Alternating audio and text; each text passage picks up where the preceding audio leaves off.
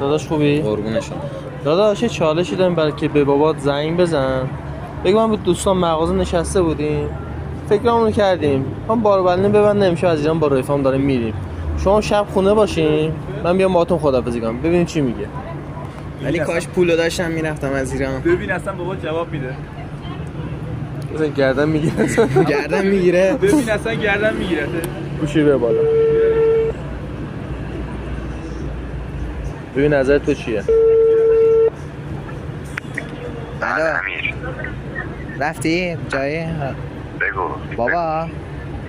میگم با رفیقام مغازه نشسته بودیم ها. بعد بحث از ایران رفتن افتاد. چی؟ میگم با رفیقام مغازه نشسته بودیم ها. بعد حرف مهاجرت افتاد. مهاجرت؟ آره